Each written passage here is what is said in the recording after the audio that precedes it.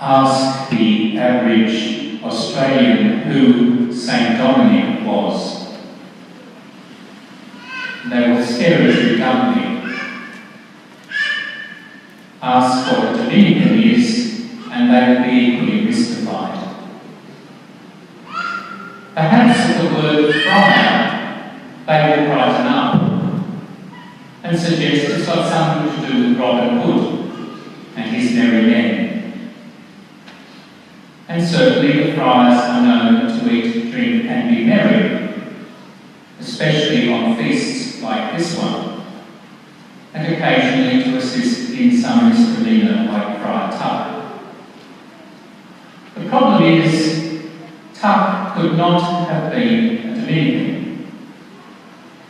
They were only approved in the year that bad King John died, and there were still none yet in England. A few cleverer Catholics may hear the word friar and think brother, sun, sister, moon, with barefooted monks entertaining butterflies and tickling bunny rabbits, while their founder streaked naked around the countryside. The problem is, these weren't Dominicans either. Of course, the sorts of spiritual sophisticates that we have here tonight will know very well that Dominicans are of a rather different order.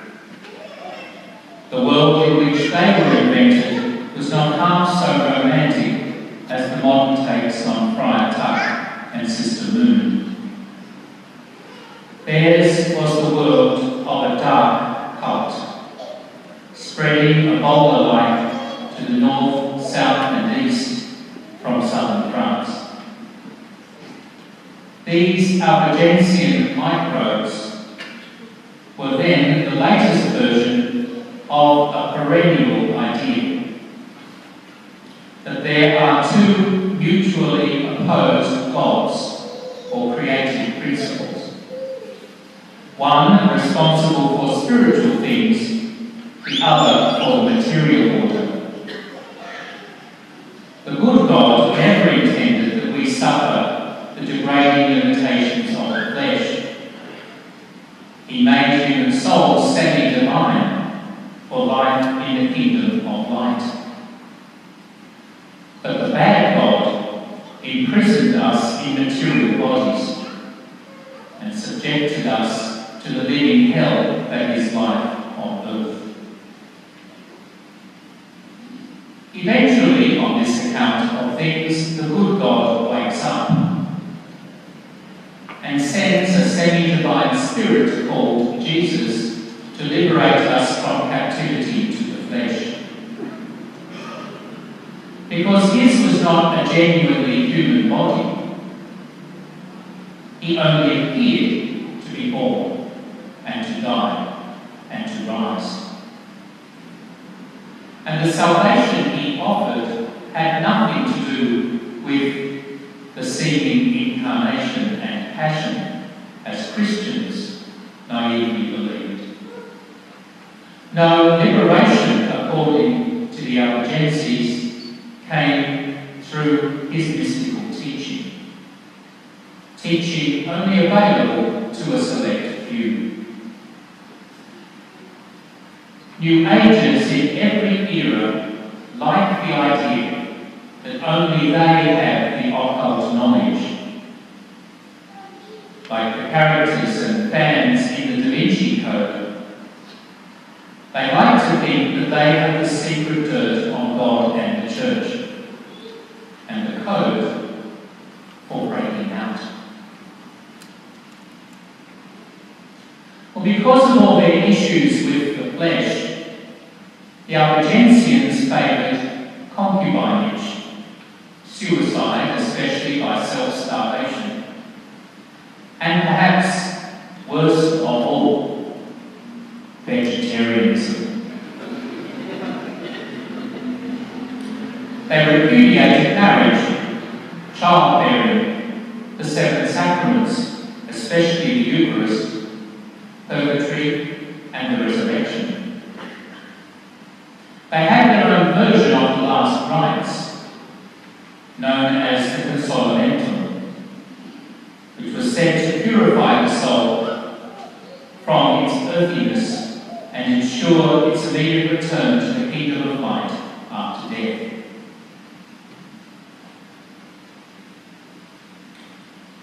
For one night, a young Spanish canon, travelling through France, happened upon an inn kept by these dark heretics.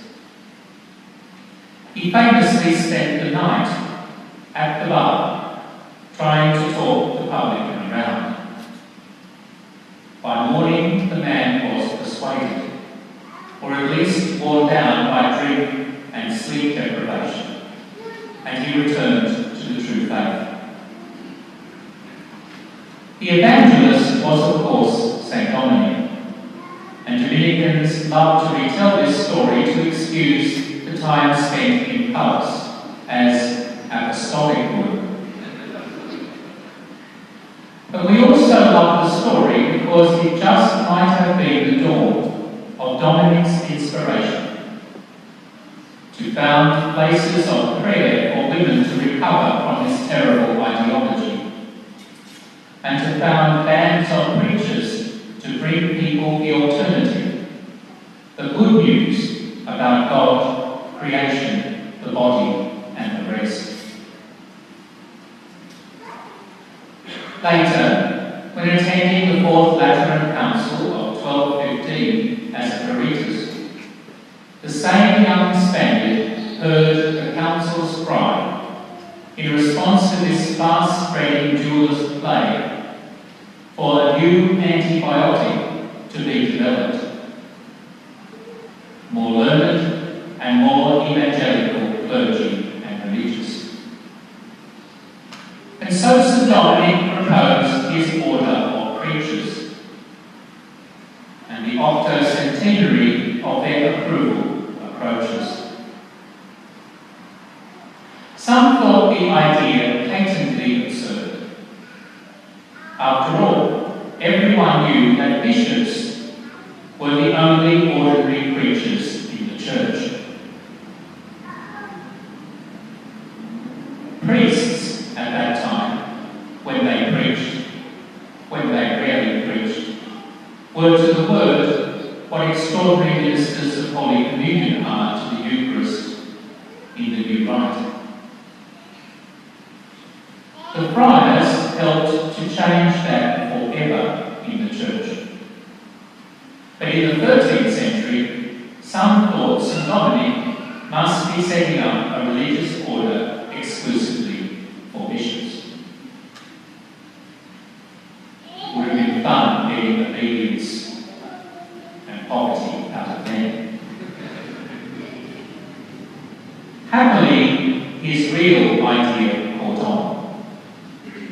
Soon there were thousands of men and women from many nations inspired to join his crew as friars, nuns, or lay tertiaries, as benefactors, parishioners, or friends. Together, they and their successors embraced that evangelical mission outlined tonight by St. Paul in the Epistle. Patiently to teach the truth, refute falsehood, and call to obedience. These included characters as diverse as Saint Dominic himself, whose feast we celebrate, light of the church and teacher of truth, proclaimed in the opening words of this Mass as the man who opened his mouth in the middle of the church, in the midst of the assembly. St. Thomas Aquinas, patron saint of universities like this one. St. Albert the Great, his teacher and patron of the sciences. St. Antoninus of Florence, the great moral theologian, and his friend, Blessed Fra Angelico, the patron of artists. St. Pius V, reformer pope, whose rite of Mass Mass is not unlike the one we celebrate tonight. St. Catherine of Siena, the only sainted doctor of the Church so far who was neither cleric nor religious. Saints Rose of Lima and Martin de Porres, heroes of the poor in the New World. The Vietnamese martyrs, most of whom were Dominicans, including all 6 of the bishops. That's the way to make a Dominican bishop a saint. And many of the priest martyrs of Vietnam, and indeed the majority of the lay martyrs too, who were Dominican laity. And Blessed Pier Giorgio Frassati, another Dominican layman and patron of university chaplaincies, whose body lay in this very church, just over there at the time of World Youth Day. What made Dominic and his vision a magnet to such diverse women and men in every age? It was the profound conviction that what people most need is what St. Paul called in his epistle tonight sound teaching. Teaching about the truth of things, about themselves, the universe, above all, about God, who is the source and sustainer of all that is. Dominic was convinced God's heralds offer really good news, are beautiful, even fun, and bring happiness, even squeals of delight. In response to the Lord in our Gospel passage, Dominic's preachers and teachers were to be not just beautiful and funny, but tasty and enlightening. Which is all very well in Robert Hood's day. But is such preaching relevant today? Has Dominic's passion for God and the things of God, his friarish delight in creation, the sacraments, human life and love, his insistence on doctrinal truth, got anything to say to us in a world where there are no Albigensians, due largely to the success of his preaching? Well, one answer might be heresy, like Fred Flintstone's cat, can be put out the door, but often jumps right back in through the window.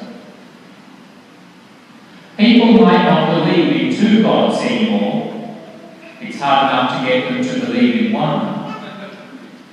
Yet there are some very strange ideas about God out there, and a continuing tendency to misunderstand the purpose of the material order called today the ecosystem. Many people still try to escape from that material order, as they did in Dominic's day. Not so much by dabbling in secret rites, though the occult has its patrons still, but much more commonly today through substances or the virtual world. There are still those who despise or trivialise the body through self-mutilation, drugs, recreational sex, pornography, and the like. There are still those who seek union with the spiritual without mediation by the sacramental and ecclesial. And there are still those who repudiate marriage and family altogether, or redefine marriage as something it is not, and whole cultures that are less than supportive of true marriage and the marriage-based family. Many are yet to hear the good news of the God of love who took flesh for our salvation. who rose for our hope, and who gives himself to us in the sacraments. Indeed, in St. Paul's words, they wander about the earth, avid for spiritual novelties and celebrity gurus, picking and choosing according to taste. After 800 years, we still meet preachers and teachers like Dominic, with words luminous and full of savour, offering more than focus group slogans and opinion poller spin, tendering challenging words to purge all that is unlovely in us, and ennobling words to celebrate all that is good and true and beautiful. Holy Father Dominic,